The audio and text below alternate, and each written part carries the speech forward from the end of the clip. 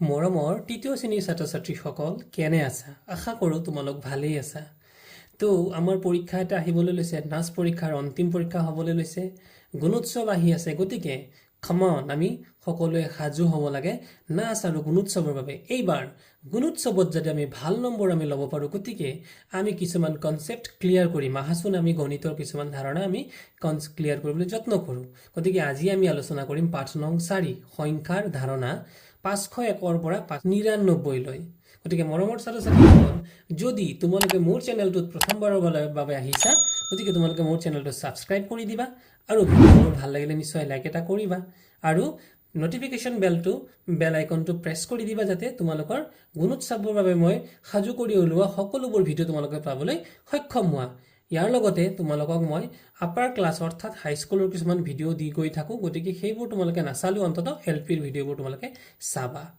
গতিকে আহাচোন মৰমৰ ছাত্ৰ ছাত্ৰীসকল, আজি আমি পাঠ নং 4 লৈ আমি আগবাঢ়োঁ। গতিকে পাঠ নং প্ৰথম 4ত কি আছিল? প্ৰথমতে এটা চিত্ৰ দিয়া আছিল, হয়নে বাৰু? এটা ছবি দিয়া আছিল, দেখিছানে বাৰু? ছবিটো তোমালোকে যে ৰূপহী অৰণ্যৰ ভিতৰত থকা কিছুমান গছৰ সংখ্যা তলত দিয়া ধৰণৰ। এই এটা অৰণ্য, যেনেকৈ আমাৰ কাজিৰঙা আছে, তেনেকৈ এটা অৰণ্যৰ নাম হৈছে ৰূপহী, হয়নে? ৰূপহী অঞ্চলত থকা এটা অৰণ্য, আৰু এই অৰণ্যত কিমানজোপা গছ আছে সেয়া হিচাপ এটা দিয়া আছে। গতিকে আৰু প্ৰতিজোপা গছত কিছুমান মাৰ্কিং কৰি থোৱা আছে। গতিকে এইটো এটা মাৰ্কিং কৰিছিলে, এইটো কি গছ? এইটো হৈছে শিমলু গছৰ মাৰ্কিং। এইটো এটা মাৰ্কিং আছিলে, এইটো কি গছ? এইটো হৈছে চতিয়না গছ। এইটো এটা মাৰ্কিং আছিলে, এইটো হৈছে মদাৰ গছ। এইটো এটা মাৰ্কিং আছিলে, এইটো হৈছে চেগুন গছ। আৰু এইটো এটা মাৰ্কিং আছিলে, এইটো হৈছে সোণাৰু গছ। এনেধৰণৰে এই হাবিখনত বিভিন্ন ধৰণৰ গছ আছে আৰু প্ৰতিটো গছতে এনেকৈ মাৰ্কিং কৰা হৈছে, অৰ্থাৎ দাগ দিয়া হৈছে। গতিকে আমি আহাচোন এই হাবিখনত কি কি গছ আৰু কিমান জোপাকৈ আছিল চাওঁ আহা। গছৰ নাম তলত দিয়া আছে সংখ্যা, হয়নে? গছৰ নাম আছিল সোণাৰু গছ। গতিকে সোণাৰু জোপা কিমান জোপা আছিল? সোণাৰু 500 জোপা। চেগুন কিমান জোপা আছিল? 601 জোপা। শিমলু কিমান জোপা আছিল? 662 জোপা। চতিয়না আছিল 700 জোপা আৰু মদাৰ আছিল 735 জোপা। কোনবিধ গছ কিমান আছে কওঁ আৰু লিখোঁ আহা। গতিকে গছৰ নাম সোণাৰু, সংখ্যা কিমান? 500। গতিকে ইয়াতে বানান কৰি পতাকাৰে পা, ওপৰত চন্দ্ৰবিন্দু, প্ৰথম চ, তালব্য শ লিখিলোঁ। চেগুন কিমান জোপা আছিল? চেগুন আছিল 601 জোপা, হয়নে? গতিকে আমি যদি বানান কৰি লিখোঁ দ্বিতীয় চ, তালব্য শ, 601। এনেধৰণেই তোমালোকে বাকী থকা গছজোপাৰ সংখ্যা আৰু তাৰ বানান সহকাৰে তোমালোকে লিখিবা। গছৰ সংখ্যাবোৰ শতক, দশক আৰু এককৰ কাৰ্ড ব্যৱহাৰ কৰি লিখোঁ আহা। গতিকে ইয়াতে আমি জানিব লাগিব একক আৰু দশক আৰু শতক, মানে আমি আচলতে একক দশকনো কি? যিকোনো সংখ্যা ধৰি লোৱা, এইটো এটা আমি সংখ্যা ল'লোঁ 8, 4, 5, 3, 2 বা 5, 2, 3। এতিয়া কথাটো হৈছে আমি মনত ৰাখিব লাগিব যে আমি প্ৰথম সংখ্যাটো আমি আৰম্ভ সদায় কৰোঁ সোঁফালৰ পৰা, আৰু সোঁফালৰ প্ৰথম সংখ্যাটো কোৱা হয় একক, অংকটোক কোৱা হয় একক, একক। তাৰ পিছৰ সংখ্যাটোক অৰ্থাৎ 2টো হ'ব আমাৰ দশক, ইয়াক দশক বুলি কোৱা হ'ব। 5টো হ'ব শতক, তালব্য শ, দন্তীয়া ত, ক, শতক। 4টো হ'ব হাজাৰ, হ তাকাৰে হা, বৰ্গীয়া জ তাকাৰে যা, ৰ, আৰু 8টোক কোৱা হ'ব অযুত। গতিকে মৰমৰ ছাত্ৰ ছাত্ৰীসকল, তোমালোকে কি দেখিলা? আমি সদায় আৰম্ভ ক'ৰ পৰা কৰিব লাগে? সোঁফালৰ পৰা, ফ্ৰম ৰাইট হেণ্ড ছাইড। গতিকে আমি লিখি দিছোঁ কাষতে সোঁফালৰ পৰা। গতিকে আমি আৰম্ভ কৰিম সোঁফালৰ পৰা, ঠিকে আছে? গতিকে আমি লিখিম একক, দশক, শতক, হাজাৰ, এনেদৰে আমি কৈ যাম। গতিকে আমি প্ৰথমৰ সংখ্যাটো কিমান হ'ব? যিহেতু এইটো সোঁফালৰ পৰা আৰম্ভ কৰিছোঁ, 3 একক, 2 দশক, 5 শতক, 4 হ'ব হাজাৰ, আৰু 8 হ'ব অযুত। গতিকে গছৰ সংখ্যাবোৰো আমি শতক, দশক আৰু এককৰ কাৰ্ড ব্যৱহাৰ কৰি লিখোঁ আহাচোন। গতিকে 500, গতিকে ইয়াতে চোৱা 500ক যদি আমি লিখোঁ, গতিকে ইয়াত শ কেইটা আছে? ইয়াত কৈছোঁ আমি কি কৈছোঁ? 500, অৰ্থাৎ একক, দশক, শতক। শতকৰ ঘৰত কিমান পৰিছে? 5 পৰিছে, অৰ্থাৎ শতক অৰ্থাৎ শ। 100 মানে 100 কেইটা আছে? 5টা। গতিকে লিখিলোঁ 100 আৰু 100। গতিকে কেইটা 100 হ'ল? 5টা 100। তাৰপিছত চোৱা, ইয়াত লিখা আছে 601, অৰ্থাৎ 100 কেইটা আছে? একক, দশক, শতক। শতক মানে শ, গতিকে 100 কেইটা আছে? 6। যিহেতু শৰ ঘৰত কোন আছে? 6, গতিকে 100 কেইটা হ'ব? 6টা। 1, 2, 3, 4, 5টা, 6টা। এতিয়া থাকি গ'ল 1 আৰু সেই 1 বুজাবৰ কাৰণে আমি ইয়াক ত্ৰিভুজাকৃতি অৰ্থাৎ এই তিনিকোণীয়া এটা ঘৰ লৈছোঁ ইয়াক আমি বুজাইছোঁ 1 বাকি ঘৰ যিবিলাক আমি শতকৰ ঘৰ তাক এনেকৈ দীঘলীয়া এনেকৈ লাডু এটা আমি লাডুৰে ইয়াক বুজাইছোঁ তাৰপিছত লিখা আছিল 652 গতিকে একক দহক শতক শতকৰ ঘৰত কিমান আছে 6 অৰ্থাৎ শ কেইটা আছে 6টা গতিকে এটা শ দুটা শ তিনিটা শ চাৰিটা শ পাঁচটা শ ছটা শ দহক অৰ্থাৎ 10 কেইটা আছে 5টা আৰু দহক আমি বুজাইছোঁ এটা চাৰিকোণীয়া ঘৰেৰে গতিকে 10 কেইটা 10 আছে 5টা 10 এটা 10 দুটা 10 তিনিটা 10 চাৰিটা 10 5টা 10 আৰু তাৰপিছত আছিল একক কেইটা আছে 2টা 1 আৰু 1 গতিকে এইটো আমি সৰু তিনিকোণীয়া ঘৰ এটা দি পেলাই বুজালোঁ যাক ত্ৰিভুজ বুলিও কয় গতিকে 1 আৰু 1 ইয়াৰ পিছত আছিল 700 গতিকে ইয়াতে বাকীবিলাক খালী একো নাই শতকৰ ঘৰত আছিল 7টা গতিকে 1 2 3 4 5 6 7টা শ আমি লিখিলোঁ শ মানে 100 ঠিক তেনেধৰণে একো 735 এনেকৈ আমি লিখিছোঁ 7টা শ 10 কেইটা আছে 3টা 1 2 3 আৰু একক কেইটা আছে 5টা অৰ্থাৎ 1 আছে 5টা 1 2 3 4 5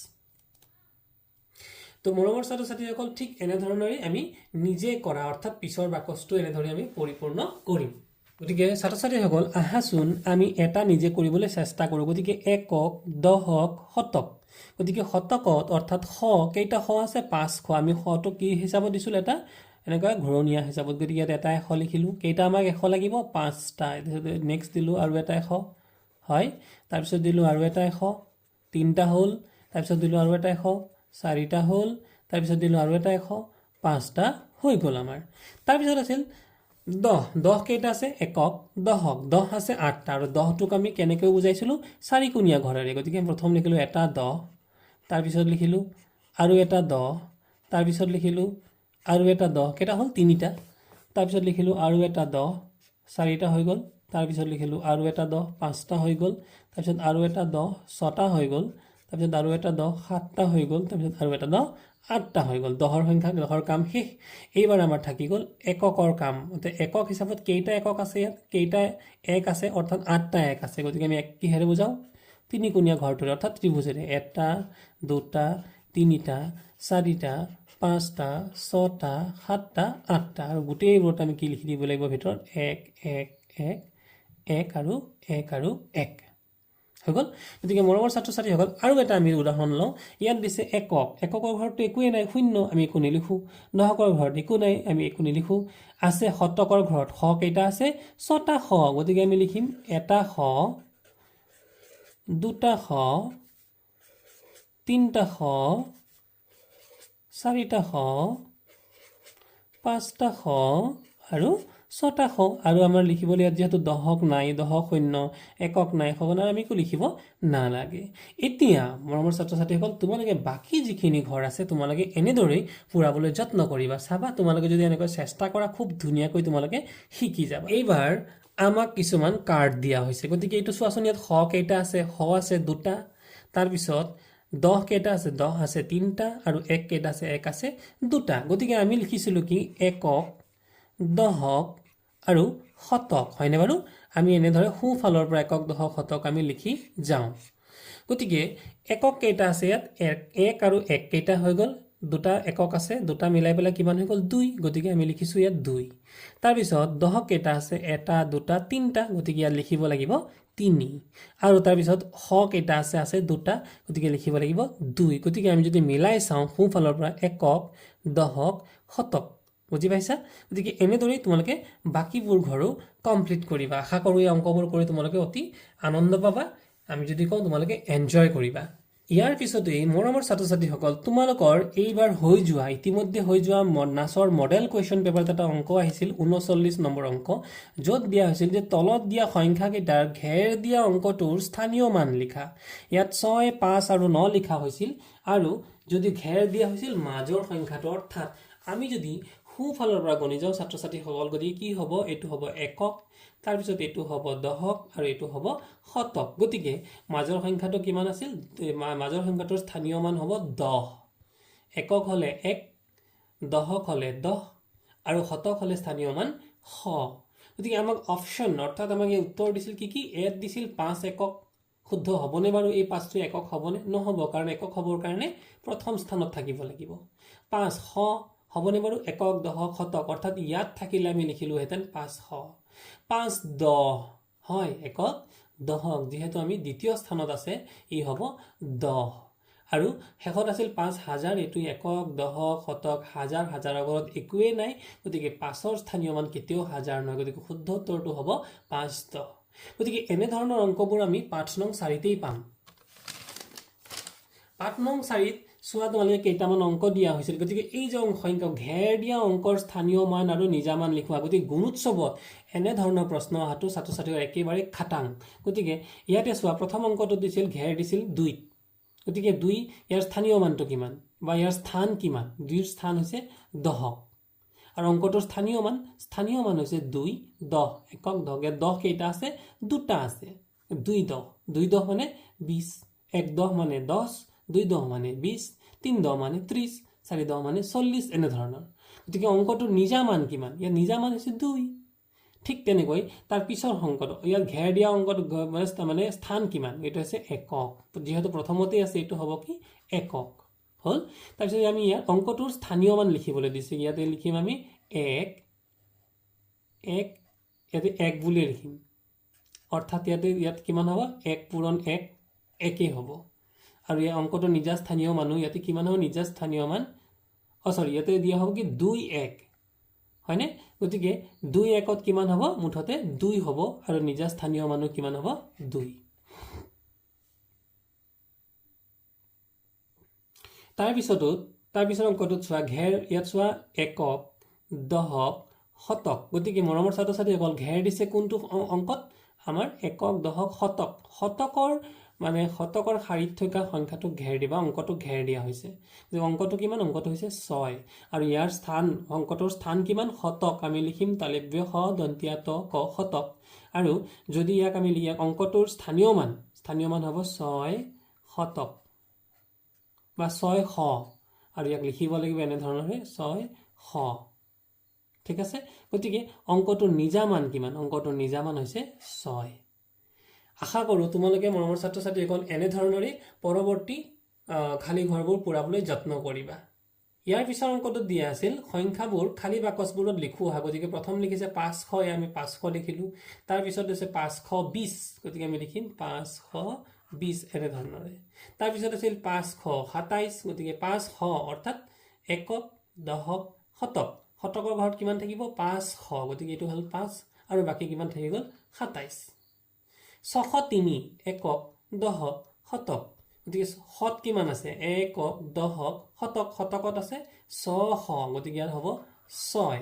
আৰু তাৰ পিছত এককত কিমান আছিল 3 গতিকে মাজৰ ঘৰটোত কি হ'ব একো নাই গতিকে মাজৰটোত হ'ব 0 610 একক দশক শতক গতিকে 600 অৰ্থাৎ শতক মানে 100 আৰু 600ৰ ঘৰত কিমান হ'ব 6 আৰু বাকি থাকি গ'ল 10 গতিকে ইয়াত হ'ব 10 এনে ধৰণৰে তোমালোকে মৰমৰ ছাত্ৰ ছাত্ৰীসকল বাকি অংকবোৰো কৰিবলৈ যত্ন কৰিবা ছাত্ৰ ছাত্ৰীসকলে পিছৰ অংকবোৰ আছিল খালী ঠাই পূৰ কৰা গতিকে 536 প্ৰথমটো অংকতে 536 তাৰ পিছত আছে 537 আমি নিশ্চয় জানিম 36ৰ পিছত যদি 37 হয় তেনেহলে হ'ব 538 তাৰ পিছৰটো কিমান হ'ব 539 540 541 তাৰ পিছত কিমান হ'ব 542 এনে ধৰণৰে তাৰ পিছত আছিল 600 গতিকে আমি 1 1 কে আগবাঢ়িলে 600 কিমান হ'ব 601 তাৰ পিছতো কিমান হ'ব 602 তাৰ পিছত হ'ব 603 তাৰ পিছত কিমান হ'ব 604 605 606 607 মানে লিখিবা তাৰ পিছত আছে 693 তাৰ পিছৰটো কিমান হ'ব 694 তাৰ পিছৰটো 695 তাৰ পিছৰটো 696 তাৰ পিছৰটো 697 698 699 700 এনে ধৰণৰে তোমালোকে বাকিবোৰো 715 716 717 718 এনেকৈ গৈ থাকিব কৰিবা 823 824 825 826 হয়নে বাৰু 825 কেনেকৈ হ'ব 825 826 এনে ধৰণে কৰি পেলাই বাকি খালী ঘৰবোৰ পুৰাবা আশা কৰিছোঁ তোমালোকে এই ভিডিঅ'বোৰ চাবা আৰু যদি তোমালোকে এবাৰত বুজি নোপোৱা তোমালোকে বাৰে পুনৰাই তোমালোকে যদি চোৱা নিশ্চয় তোমালোকে বুজি পাবা ইয়াৰ পৰৱৰ্তী প্ৰশ্নটো আছিল 20 কৈ বঢ়াই গণনা কৰিলে কি কি সংখ্যা পাওঁ লিখা আমি কিমান বঢ়াব লাগে 20 বঢ়াব লাগে প্ৰথমতে আছে 500 লগত যদি 20 বঢ়ালে অৰ্থাৎ 500টা বস্তুৰ লগত যদি আৰু 20টা বঢ়াও তেনেহলে হ'ব 520 520ৰ লগত যদি আৰু 20টা বঢ়াই দিও তেনেহলে 20 হ'ব 40 অৰ্থাৎ 540 তাৰ পিছৰটোত হ'ব আৰু 20 বঢ়ালে হ'ব 540ৰ লগত যদি 20 বঢ়াই দিও হৈ যাব 60 তাৰপিছত হ'ব 580 তাৰপিছত 600 ঠিক তেনেদৰে ইয়াৰ পিছৰটো হ'ব 600 620 640 660 তাৰপিছত কিমান হ'ব 680 600 তাৰপিছত 700 ইয়াত দি আছে তাৰপিছত কিমান হ'ব 720 740 এনেধৰণৰে আগবাঢ়িব ইয়াত হ'ব 720 তাৰপিছত হ'ব 740 তাৰপিছত হ'ব 760 তাৰপিছত হ'ব 780 আমি 20 আগবঢ়াইছো তাৰপিছত হ'ব 780 পিছত কিমান হ'ব 800 হৈ যাব আৰু 20 বঢ়ালে তেনেকৈ 800 ইয়াৰ পৰা আৰম্ভ কৰি বা 900 ইয়াৰ পৰা আৰম্ভ কৰি এই তালিকাবোৰ সম্পূৰ্ণ কৰি এবাৰ আমি আগবঢ়াম 50 কৈ গতিকে মৰমৰ ছাত্ৰ চোৱা ইয়াত 50 আছিল 50টাৰ লগত আৰু 50টা হ'লে হ'ব 100টা 100ৰ লগত আৰু 50টা হ'লে হ'ব 150টা 150টাৰ লগত আৰু 50টা হ'লে হ'ব 200টা 200টাৰ লগত আৰু 50টা হ'লে হ'ব 250টা ঠিক তেনেদৰে 300ৰ লগত আৰু 50টা হ'লে হ'ব 350 350ৰ লগত আৰু 50টা হ'লে হ'ব 400 400ৰ লগত আৰু 50টা হ'লে হ'ব 450 450ৰ লগত আৰু 50টা হ'লে হ'ব 500 গতিকে ইয়াৰ পিছতে পৰৱৰ্তীভাৱে এই দুটা শাৰী দিয়া আছে তোমালোকে এইখিনিও লাহে লাহে এনেদৰে পূৰ কৰিবলৈ যত্ন কৰিবা তাৰ পিছৰ প্ৰশ্নটো আছিল 100 কৈ বঢ়াই গণনা কৰিবলৈ দিছে গতিকে 100 আৰু 100ৰ লগত আৰু 100 লগ লগালে কিমান হ'ব 200 200ৰ লগত 100 লগ লগালে হ'ব 300 300ৰ লগত 100 লগ লগালে হ'ব 400 400ৰ লগত 100 লগ লগালে হ'ব 500 তাৰ পিছত 600 তাৰপিছত কিমান হ'ব 700 800 900 1000 এতিয়া মৰমৰ ছাত্ৰ ছাত্ৰীসকল আমাৰ ইতিমধ্যে হৈ যোৱা যে নাচ পৰীক্ষা সেই নাচ পৰীক্ষাত আমাৰ এটা প্ৰশ্ন আহিছিল যেটো হাইলাখ আমাৰ এই প্ৰশ্নবোৰ এয়া 33 নম্বৰ অংকটোত আহিছিল তলৰ বিস্তাৰিত ৰূপটোৰ সংক্ষিপ্ত ৰূপ হ'ব গতিকে এটা অংক দিয়া আছে ইয়াত বিস্তাৰিত ৰূপত দিয়া আছে তাৰ সংক্ষিপ্ত ৰূপ আমি লিখিব লাগে চোৱাচোন এই যে অংকটো দিছিল ইয়াতে কিন্তু হাইলাখ এই অংকটোৱে কিন্তু আমাৰ হৈ যোৱা মানে মডেল নাচৰ প্ৰশ্নটোত আহিছিল যে 570 আৰু 7 ইয়াত কিমান সংখ্যা হ'ব আমি লিখিব লাগে যে সংখ্যাটো কিমান হ'ব সংখ্যাবোৰ স্থানীয় মান অনুসৰি বিস্তৃত ৰূপত লিখো আহা গতিকে ইয়াত কিন্তু দিয়া নাই যে এই সংখ্যাটো হ'ব আমি প্ৰথম আছিল কিমান 500 অৰ্থাৎ 5ৰ লগত কি আছে দুটা শূন্য আছে আমি প্ৰথমতে লিখিলম এই 5টো হল তাৰ পিছত ইয়াৰ আমাৰ একক দশক শতক এইবাৰ তাৰ পিছৰ সংখ্যাটোত একক দশকত কিমান আছে 7 গতিকে আমাৰ দশকৰ ঘৰটো ইয়াত আহিব আৰু শেষত একেবাৰে শেষত একক আছে গতিকে এককৰ ঘৰটো ইয়াত আহিব গতিকে আমাৰ হ'ব 577 এনে ধৰণৰে যদি আমি ইয়াৰ পিছৰ অংকটো যদি সম্পূৰ্ণ কৰিবলৈ চেষ্টা কৰো তেতিয়া হলে হ'ব এটো 806 দিছে গতিকে আমাৰ কি হ'ব প্ৰথমতে আমি লিখিম ইয়াত 8 গতিকে এটো হৈছে শতক একক দশক শতকৰ ঘৰ লিখিলো আমি 8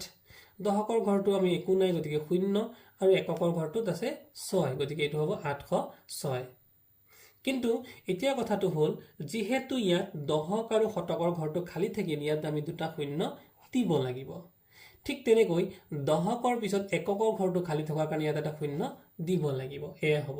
তাৰ পিছৰ অংকটো যদি আমি চাবলৈ যাওঁ এনে ধৰণৰে যে প্ৰথমত আছিল একক দশক শতক আমি শতকটো লিখিলো লিখাৰ পাছত ইয়াত দশক আৰু শতক কেইটা ঘৰ দশক আৰু একক কেইটা ঘৰ আছিল দুটা ঘৰ গতিকে দুটা ঘৰ দুটা শূন্য পুৰাই দিব লাগিব তাৰ পিছত আছিল 2 আমি লিখিম দশকৰ ঘৰ 2 লিখিম দশকৰ পিছত আৰু কিবা আছে নে এটা সংখ্যা আছে সেই এটা সংখ্যাৰ পৰিৱৰ্তে আমি কি দিব লাগিব এটা শূন্য তাৰ পিছত আছিল 5 গতিকে 5ৰ পিছত আৰু কিবা সংখ্যা আছে নে নাই গতিকে আমি আৰু ইয়াত কোন ধৰণৰ শূন্য দিব লগা নহয় যেহেতু 8ৰ পিছত দুটা সংখ্যা আছিল আমি কেইটা শূন্য দিব লাগিব দুটা শূন্য 2ৰ পিছত এটা সংখ্যা আছিল বা এটা অংক আছিল তেতিয়া আমি দিব লাগিব এটা শূন্য গতিকে এনে ধৰণে আমি বিস্তাৰিত ৰূপটো আমি লিখিব লাগে আৰু কেতিয়াবা বিস্তাৰিত ৰূপ দিয়া থাকে তাক কিন্তু আমি কি কৰিব লাগিব সংক্ষিপ্ত ৰূপত গতিকে আমাৰ কেতিয়াবা যেনে ধৰণে এই অংকটোত আমাৰ বিস্তাৰিত ৰূপ দিয়া আছিল আমি ইয়াক সংক্ষিপ্ত ৰূপত এনে ধৰণে লিখিছো গতিকে মৰমৰ ছাত্ৰ ছাত্ৰীসকল এই পাঠবোৰৰ পৰা আগন্তুক নাচ আৰু গুণোৎসৱত বিভিন্ন ধৰণৰ প্ৰশ্নটো আহাটো আৱশ্যম্ভাৱী বা একেবাৰে সঠিক আহিবই গতিকে তোমালোকে এই পাঠবোৰৰ পৰা কনসেপ্ট কিন্তু ক্লিয়াৰ কৰিবা গতিকে এয়া চোৱা এটা অংক দিছিল 670 আৰু 9 ইয়াক কি কৰিব দিছিল বিস্তৃত ৰূপটো দিয়া হৈ আছে আমি সংক্ষিপ্ত ৰূপত লিখিব লাগে সংখ্যাবোৰ লিখা গতিকে প্ৰথম কিমান আছিল ইয়াত লিখিছিল 6 আমি লিখি ল'লোঁ 6 তাৰপিছত দুটা শূন্যক বাদ দি পেলাই পৰৱৰ্তী দশকৰ ঘৰত কিমান আছিল 70 অৰ্থাৎ 7 অংকটো আমি ইয়াত লিখিব লাগিব আৰু এককৰ ঘৰৰ পৰা 9 অংকটো লিখিব লাগিব এইটোৱে হৈ যাব তাৰ সংক্ষিপ্ত ৰূপ বাকি অংকবোৰো তোমালোকে সংক্ষিপ্ত ৰূপত লিখিবা এবাৰ আহিল যুগ্ম সংখ্যাবোৰত ঘেৰ দিয়া যুগ্ম মানে কি আৰু অযুগ্ম মানে কি তো চোৱা ইয়াত কি আছে এ হৈছে এজন ল'ৰা তো অকলে আছে আৰু ইয়াত আছে দুজন বন্ধু দুজন থকা কাৰণে তেওঁলোক এটা জোড়া হিচাপ এটোক এটা জোড় বুলি ক'ব আৰু এই জোড়টোৱে হ'ব যুগ্ম অৰ্থাৎ ইয়াক আমি যদি 2 ৰে 2 কৈ ভগাও বা ইয়াতে ধৰি লোৱা এটো এটা আম এই আমটো আমি দুজনক সমানে নকটাকে ভগাই দিব পাৰিম নে নোৱাৰো কিন্তু এই আম দুটাক যদি আমি নাকাটিলেও কিন্তু আমি দুজনক সমানভাৱে ভগাই দিব পাৰিম গতিকে এই সংখ্যাটোৱে হ'ব যুগ্ম সংখ্যা গতিকে ইয়াৰ পৰৱৰ্তী যুগ্ম সংখ্যা কি হ'ব যদি আমি 3টা আম লওঁ 3টা আম যদি আমি দুজনৰ মাজত ভগাই দিও বুলি ভাবো তেতিয়ালে আমি সমানে ভগাব পাৰিম নে নিশ্চয় নোৱাৰো কাৰণ দুটা আমি এজনক দি দিলো এই এটাহে হল সমান নহল কিন্তু ইয়াত হল দুটা ইফালে হৈ গল এটা গতিকে সমান নহব গতিকে সমানে আমি কেনেকৈ ভগাম যদি 4টা হয় তেতিয়াহলে কিন্তু আমি সমানে ভগাব পাৰিম সোৱা তোমালোকে মৰমৰ ছাত্ৰ-ছাত্ৰীসকল এয়া 4টা আম আমি এজনক দিলো এটা দুটা আৰু এজনক দিলো এই দুটা গতিকে আমি দুজনক সমানে ভগাব পাৰিলো গতিকে যিবোৰ সংখ্যা দুজনৰ মাজত সমানে ভগাব পাৰি সেইবোৰ সংখ্যাই হৈছে যুগ্ম সংখ্যা আৰু যুগ্ম সংখ্যাবোৰৰ এককৰ সংখ্যাটো সদায় কি থাকিব জানানে এককৰ ঘৰত থাকিব 0 নতুবা 2 নতুবা 4 নতুবা 6 নতুবা 8 এই সংখ্যাবোৰ থাকিলেই কিন্তু যদি এককৰ অংকবোৰ অৰ্থাৎ এককৰ স্থানত যদি 0 2 4 6 আৰু 8 থাকে তেতিয়াহলে সংখ্যাবোৰ হ'ব এটা এটা যুগ্ম সংখ্যা গতিকে আমাৰ এই অংকবোৰ আমি মন কৰো গতিকে প্ৰথম অংকটোত 0 আছে শেষত এটো একক দশক শতক এককত কিমান আছে 0 আমি ইয়াত লিখিছিলো 0 বুলি গতিকে এটো এটা হ'ব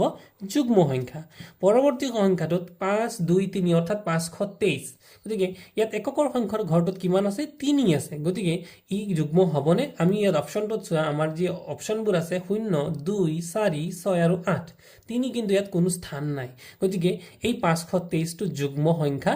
নহব যদি কোনো এটা সংখ্যা যুগ্ম নহয় তাক কি বুলি কোৱা হ'ব অযুগ্ম গতিকে এটা অযুগ্ম সংখ্যা গতিকে ইয়াৰ পৰৱৰ্তী সংখ্যাটো যেটো 0 আছে ই হ'ব যুগ্ম তাৰ পিছৰ সংখ্যাটো যেহেতু 5 গতিকে 5ৰ ইয়াত কোনো স্থান নাই গতিকে ই হ'ব অযুগ্ম সংখ্যা তাৰ পিছৰ বিলাক যিবিলাক সংখ্যাত আমি 8 আছে এবাৰ যুগ্ম হ'ব 2 থকাটো যুগ্ম হ'ব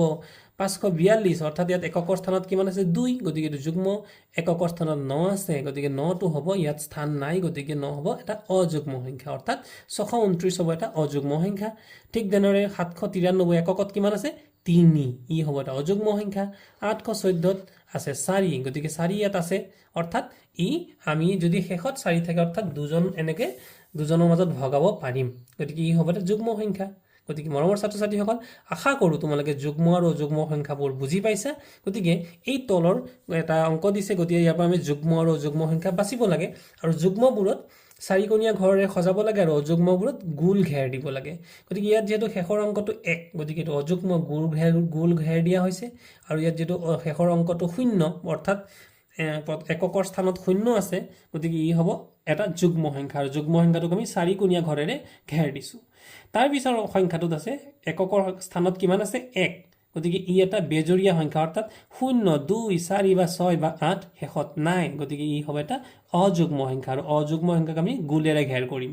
তাৰ পিছৰটো অযুগ্ম সংখ্যা গোলৰে ঘেৰ কৰিম কিন্তু তাৰ একেবাৰে শেষৰ অংকটো হৈছে এটা যুগ্ম সংখ্যা কাৰণ শেষত আছে 6 গতিকে ই এটা যুগ্ম সংখ্যা গতিকে মৰমৰ ছাত্ৰ-ছাত্ৰীসকল যুগ্ম আৰু অযুগ্মৰ ভিত্তিত বিভিন্ন ধৰণৰ প্ৰশ্ন তোমালোকৰ আহিব পাৰে গতিকে পৰৱৰ্তী অংকবোৰ তোমালোকে কৰিবা ইয়াৰ পিছতে অতি ইম্পৰ্টেন্ট এটা প্ৰশ্ন দিয়া আছিল যে আগৰ সংখ্যা আৰু পাছৰ সংখ্যা গতিকে মৰমৰ ছাত্ৰ-ছাত্ৰীসকল ইয়াত পাছৰ সংখ্যা কিমান দিছে 502 গতিকে আগৰ সংখ্যাটো হ'ব 501 ঠিক তেনেদৰে 642 পাছৰ সংখ্যা গতিকে 2 ৰ আগত কিমান থাকে 2 ৰ আগত থাকে 1 বাকি 6 আৰু 4 টো একে ৰাখি পেলাই 2 ৰ আগত কিমান হয় 1 গতিকে আমি লিখিম 1 ইয়াতে পাছৰ সংখ্যা দিয়া আছে কিমান 0 গতিকে 0ৰ যদি আমি আগৰ সংখ্যা চাবলৈ যাওঁ গতিকে 0ৰ আগৰ সংখ্যাটো হ'ব ইয়াতে কি হৈ যাব মৰমৰ ছাত্ৰ-ছাত্ৰীসকল 670 আছে গতিকে 0 টো সলনি ইয়াত হ'ব কি এই 7 টো সলনি হ'ব অৰ্থাৎ 6 হ'ব 600 আৰু এই 7ৰ সলনি 6 হ'ব আৰু ইয়াতে 0ৰ স্থানত 9 হ'ব অৰ্থাৎ 669 এইবাৰ আমাৰ লিখিব লাগে 5ৰ সংখ্যা গতিকে 762 62 2ৰ পিছত কিমান 3 গতিকে 7 আৰু 6 একে থাকি পেলাই ইয়াত হৈ যাব 3 800 গতিকে 0ৰ পিছৰ সংখ্যাটো কিমান 0ৰ পিছৰ সংখ্যাটো হৈছে 1 গতিকে 8 আৰু 0 একে থাকিব আৰু এই 0ৰ পিছত হৈ যাব 1 আগৰ আৰু পিছৰ এবাৰ পিছৰ লিখিব লাগে 9 আৰু 0 একে থাকিব 2ৰ পিছত কিমান থাকে 3 হৈ গল এবাৰ আমি লিখিম মাজৰ মানে 2ৰ পিছত কিমান থাকে 3 আমাৰ এককত কিমান আছে 2 গতিকে ইয়াৰ পিছত কিমান হ'ব 3 প্ৰথমৰ দুটা সংখ্যা একে থাকিব আৰু পিছৰ সংখ্যাটো 3 হৈ যাব এনে ধৰণৰে তোমালোকে বাকি দুটা অংক পূৰ কৰিবা এইবাৰ অতি গুৰুত্বপূৰ্ণ এটা প্ৰশ্ন তলৰ অংকবোৰৰ কি সংখ্যা লিখিব পাৰি ভেৰি ইম্পৰ্টেন্ট কোৱেশ্চন আৰু এনে ধৰণৰ কোৱেশ্চন গুণোৎসৱত 100% আহিব তুমি আমাক কি অংক দিলে আমাক 5 দিলে 3 দিলে আৰু 4 দিলে তা আমি ইয়াক সজাব লাগে যে কি সংখ্যা হ'ব মৰমৰ ছাত্ৰ-ছাত্ৰীসকলে তোমালোকে এটা বুদ্ধি কৰা প্ৰথমতে 5 আছিল ইয়াত প্ৰথম 5 আৰু 5 কেইবাৰ লিখিছো দুবাৰ তো এবাৰ কাম কৰা 3টো আমি আগত ৰাখিছো 4টো শেষত ৰাখিলো ইয়াৰ পিছত কি কৰিম 5 আমি দুবাৰ লিখিছিলো এইবাৰ আমি 4টো আগত ৰাখি দিলো 3টো পিছুৱাই দিলো হৈ গল আমি 5 কেইবাৰ আগত ৰাখিছো দুবাৰ ঠিক তেনেকৈ 3 কেইবাৰ আগত ৰাখিম 3ক আগত ৰাখিম যেতি 3 আছে 3ক আগত ৰাখিম দুবাৰ এবাৰ 5 আৰু 4 আছিল ইয়াত 4 আগুৱাই দিলে 5 পিছুৱাই দিলে 3 কেইবাৰ আগত থাকিল দুবাৰ ইয়াৰ পিছত আকৌ 5 হৈ গল 3 হৈ গল আমাৰ কিমান থাকিব 4 এবাৰ 4 আমি দুবাৰ আগত ৰাখিম বাকি 3 আৰু 5ক স্থানৰ সালসলনি কৰিম মানে 5 এবাৰ পিছত 3 আগত আৰু ইয়াত 5 আগত 3 পিছত এনে ধৰণৰে বাকি অংকবোৰ তোমালোকে কৰিবা গতিকে শেষৰ অংকটো আছিল 500 ইয়াৰ পিছত আছিল 502 মানে কেইঘৰকৈ আগবাঢ়িছে দুঘৰকৈ গতিকে 2 লগত আৰু 2 যোগ কৰিলে 4 অৰ্থাৎ 504 তাৰ পিছত 506 এনে ধৰণৰে আগবাঢ়ি যাব তাৰ পিছত অংকটোত আছিল 510 তাৰ পিছত আছিল 520 অৰ্থাৎ 10ৰ লগত 10 যোগ কৰিলে আমাৰ 20 হয় গতিকে কিমান আমাৰ সংখ্যাটো কিমান 10ৰ লগত আমি 10 যোগ কৰিছো 20 হৈ গৈছে 20ৰ লগত আকৌ 10 যোগ কৰিলে 30 হৈ গৈছে গতিকে প্ৰথমত হ'ল 510 তাৰ পিছত 520 তাৰ পিছত 530 তাৰ পিছত হ'ব 540 550 এনে ধৰণৰে 560 570 আৰু 580 এইবাৰ তোমালোকে মৰমৰ ছাত্ৰ-ছাত্ৰীসকল মন কৰা ইয়াত 633 তাৰ পিছত 636 33 34 35 36 অৰ্থাৎ 33ৰ পিছৰ পৰা আমি যদি গণো 34 35 36 অৰ্থাৎ কিমান ঘৰ আগবাঢ়িল 3 36ৰ পিছত 37 38 39 তেতিয়াহ'লে 39ৰ পিছত কিমান হ'ব 40 41 42 গতিকে ইয়াত লিখিব লাগিব 642 এনে ধৰণৰে তোমালোকে বাকিবোৰ অংকটো আগবাঢ়িবা